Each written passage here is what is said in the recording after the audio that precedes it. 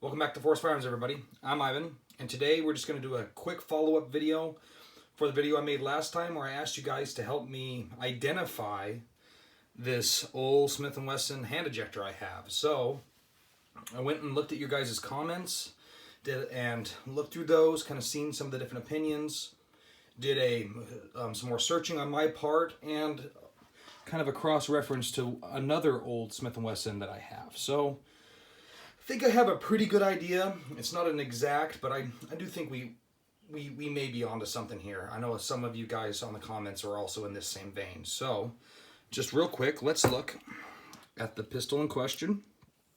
It is a gorgeous but well-used old Smith & Wesson hand ejector. And where things got a little bit interesting, if you guys didn't see the video before, is this one is chambered in 455 Webley. I apologize, my light here is really bad, but it's all I got. I'm trying to see if I can get you guys some of those proof marks. Probably not. I can maybe see a couple of them. Well, either way, maybe on the barrel. It's very faint because it's been really thumped on, but it's a Smith & Wesson 455. And that was all fine and dandy until I seen on the butt here, it's saying U.S. Army Model 1917. And as far as I know, there was no U.S. Army models made in 455 Webley, you know, the 1917 model Smith & Wessons. Now, they are technically basically the same firearm, but just from a collector's standpoint, it was definitely kind of odd. So, I had you guys look at it, but one of the big things that really jumps out at me when I was looking at the other one is this barrel pin. So I don't know if you guys can see how kind of rough it looks. Someone's definitely been messing with it at least. And if you guys are not sure if your Smith & Wesson doesn't have this, that's okay. This is an older way. This is kind of the original way that Smith & Wesson, when they twisted on their barrels, set their barrels, they threw a pin through there to really make to make sure that you don't get any rotation on the barrel. So it really kind of mated the surfaces together.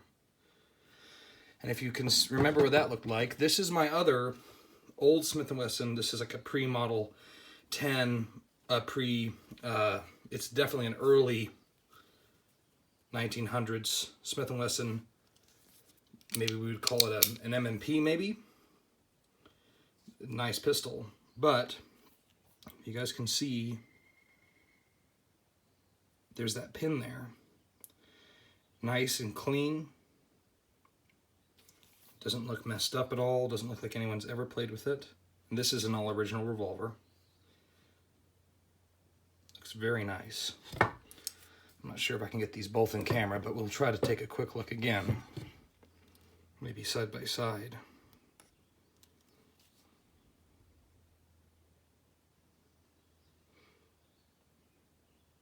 So, I believe that if this was definitely original, it would match that a little more. So what I'm thinking at this point is that this is a 1917 frame, that for some reason, maybe they blew the barrel or they popped the cylinder on it, or maybe they got parts somewhere along the line. Somebody decided to take a 1917 frame, get a 455 Webley barrel, slap it on there. They obviously punched up the pin, and then maybe they just pushed in their own, throw in a 455 Webley cylinder, and kind of make this Frankenstein gun. But in a weird way, this actually kind of neat, because since it's not so collectible anymore, but still very usable and cool, this thing shoots pretty good. So I'm not going to be too afraid to play with it and use it and carry it on the farm. It's not going to feel like I'm ruining a very collectible piece of history. And just kind of a comparison here, you guys seen the pins. Colt never did do that. So this is a early 1900s also Colt Police Positive in .22 Winchester. And you can see there's no pin there. These are probably my favorite brand of old revolvers, Colt, but they definitely did things a little bit different than Smith & Wesson. But you can see that on this Target model, there's no pin there on the barrel. This is all original.